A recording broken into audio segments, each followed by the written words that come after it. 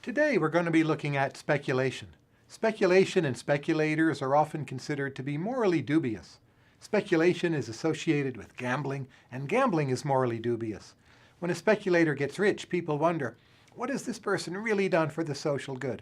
What have they really produced of true value? What we're going to show is that using a basic model of speculation, the speculation can be quite a useful part of the market process. So let's take a look.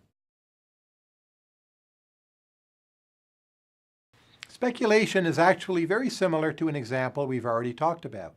Remember our example when oil prices are low on the West Coast and high on the East Coast? This gives entrepreneurs an incentive to buy low and sell high, to move oil from the West, where it has low value, and bring it to the East, where it has higher value. Speculators do the same thing, but instead of moving resources through space, geographically, they're moving them through time. For example, suppose you believe that oil prices will be higher in a year due to, for example, a very destructive war. You might think there'll be such a war in the Middle East, and that's going to push up oil prices in the next year.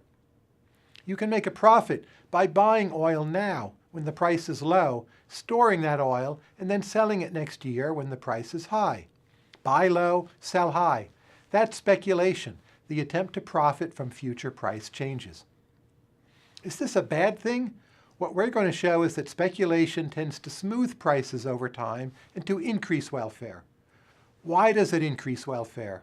Exactly for the same reasons that moving oil from the West Coast to the East Coast increases welfare.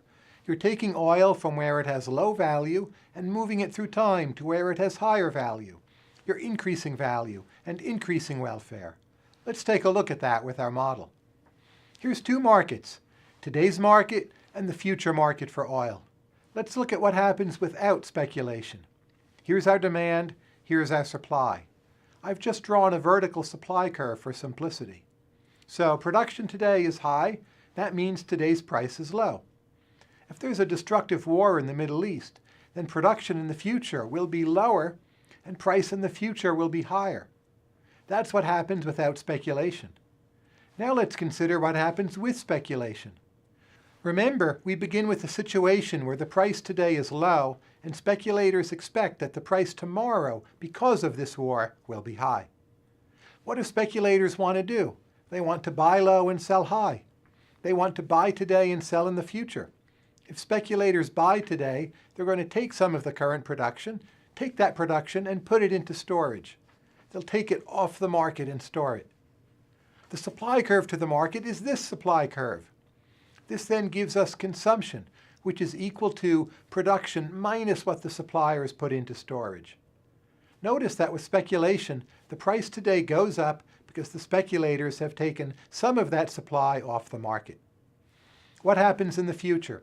In the future, when the price is high, the speculators are going to want to take what they have out of storage and sell it in the market. The supply curve in the future becomes equal to production plus what is being pulled out of the inventory.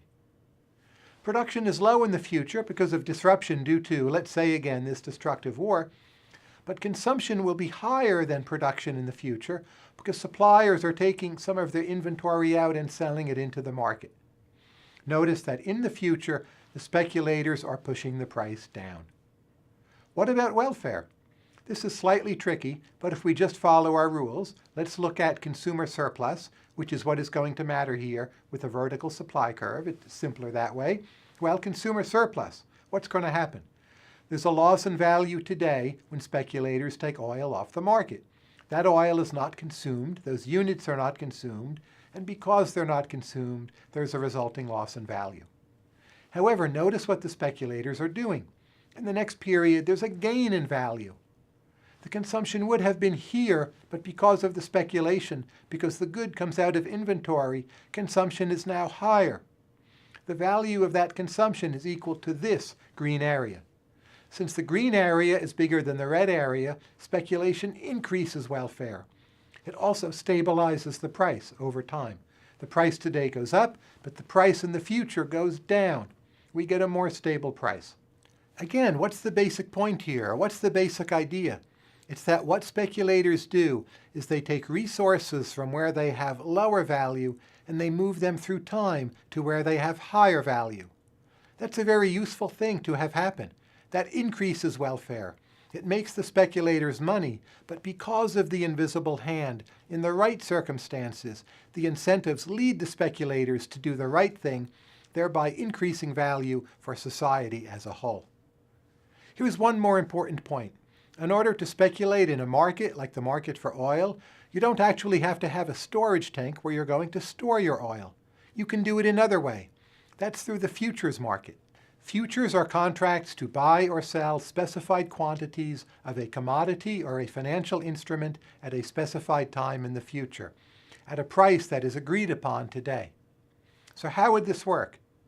Suppose that Tyler thinks the price of oil will be greater than $50 per barrel in 12 months from now. But Alex thinks the price of oil will be lower than $50 in 12 months. Tyler agrees to buy from Alex 1,000 barrels of oil 12 months from now at a price of, say, $50 per barrel. That's a futures contract. Let's see what happens after 12 months pass. Suppose that 12 months from now, the price of oil on the market is $82. That we call the spot price.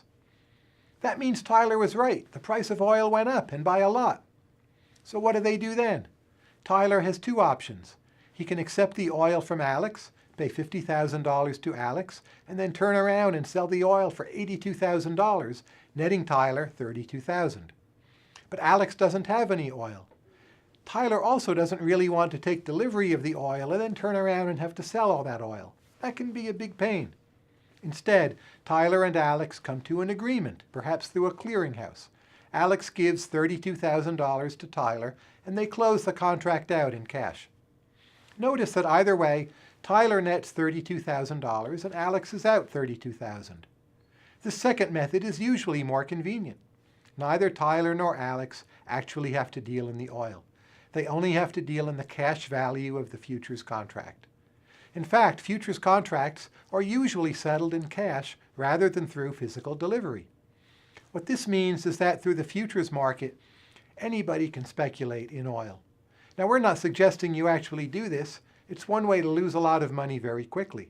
But the point is, you don't have to accept or deliver oil to speculate in the oil market.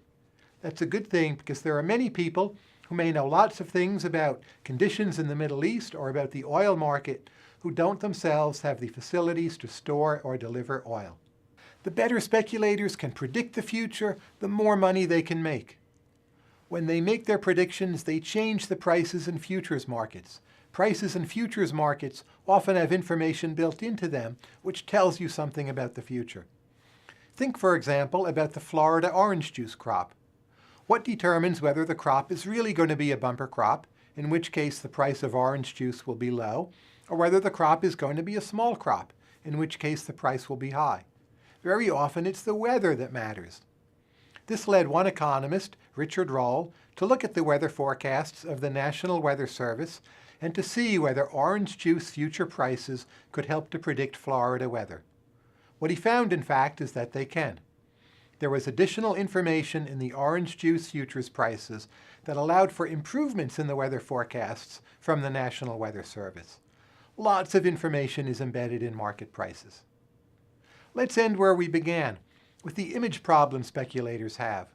One of the issues is that speculators raise prices today, but lower prices in the future. Everyone sees the price increase today, but fewer people see that the future price will be lower than it would have been without the speculation. Why is society better off with speculation? Remember, the speculators are moving resources through time, from lower to higher valued uses. Of course, the speculators don't always guess correctly. When they guess incorrectly, they'll be moving resources from higher valued uses to lower valued uses. We don't want that, but the speculators have got their own money on the line. They have a huge incentive to be right, and when they're wrong, they have to take big losses. Over time, bad speculators, speculators who aren't good at forecasting the market, they tend to go bankrupt. And the good or better speculators will become a larger share of the market. Let's also remember that we really want somebody to be able to predict the future. We really want people to be thinking about the future. We really want to give people an incentive to think about future events, both good and bad, and how those events will impact production and consumption decisions. Speculation markets, futures markets, they give people strong incentives to think carefully about the future. Indeed, these markets have been shown to be much better predictors of the future, much better ways of seeing into the future than our alternative institutions, which rely less on incentives and rely less on markets. We'll talk about all of that more in the next lecture. Thanks. If you want to test yourself, click Practice Questions. Or if you're ready to move on, just click Next Video.